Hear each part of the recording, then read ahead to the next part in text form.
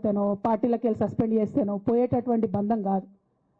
కానీ ఎవరైతే vested interest ఉన్న పార్టీలు ఉంటారో, పార్టీలో ఉండి కేవలం డబ్బు సంపాదించుకోవాలనేటటువంటి ఒక ఆలోచనతో, వ్యక్తిగత లబ్ధి పొందాలనేటటువంటి ఆలోచనతో ఉన్నటువంటి వ్యక్తులు, వాళ్ళకి కావాల్సింది ఏంది? మేము ముగ్గురం కలిసి ఉండొద్దు, మా కుటుంబం బాగుండొద్దు, మా కుటుంబం విచ్ఛిన్నమైతేనే వాళ్ళకి అధికారం వస్తుంది.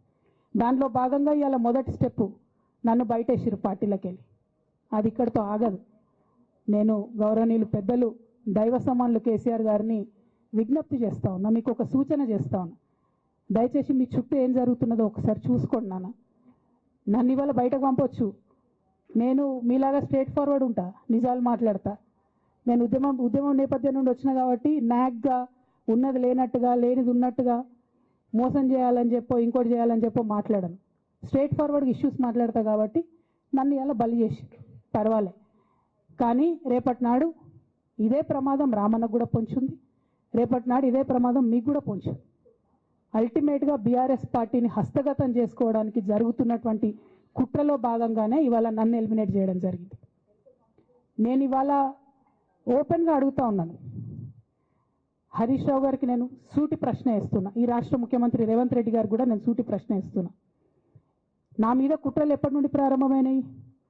ఎప్పుడైతే హరీష్ రావు గారు రేవంత్ రెడ్డి గారు ఒకే ఫ్లైట్లో హైదరాబాద్ నుండి ఢిల్లీకో, ఢిల్లీ నుండి హైదరాబాద్లో ఒకే ఫ్లైట్లో వాళ్ళిద్దరు ప్రయాణం చేసి వచ్చినప్పుడు హరీష్ రావు గారు రేవంత్ రెడ్డి గారు కాలు పట్టుకొని సరెండర్ అయినాక ఈ కుట్రలు స్టార్ట్ అయినాయి, నా మీద ఈ స్టోరీలు స్టార్ట్ అయినాయి, మా కుటుంబాన్ని విడగొట్టాలనేటటువంటి కుట్ర స్టార్ట్ అయింది. నేను ఛాలెంజ్ చేస్తా ఉన్నా, రేవంత్ రెడ్డి గారు మీరు చెప్పండి, ఆ ప్రయాణం జరిగిందా జరగలేదా?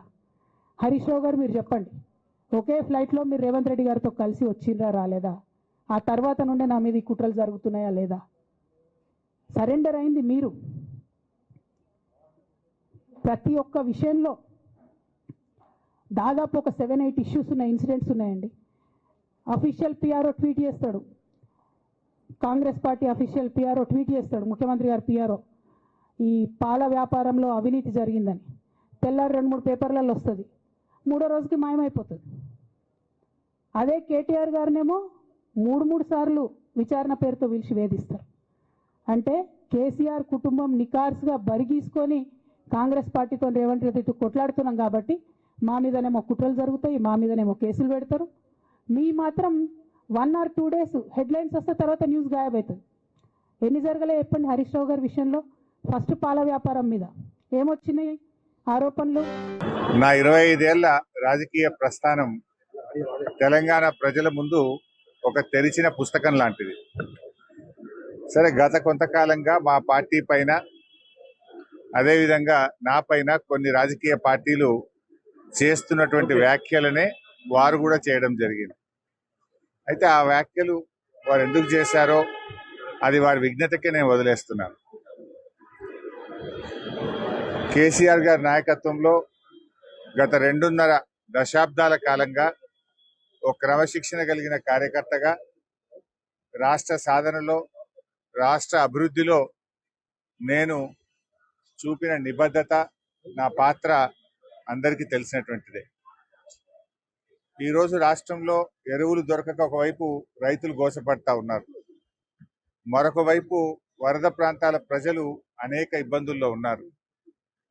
కేసీఆర్ గారు దశాబ్ద కాలం ఎంతో కష్టపడి నిర్మించిన వ్యవస్థలను, ఒక్కొక్క వ్యవస్థను ఉద్దేశపూర్వకంగా ఈనాడు రేవంత్ రెడ్డి గారి ప్రభుత్వం కూల్చేటువంటి ప్రయత్నం చేస్తూ ఉంది.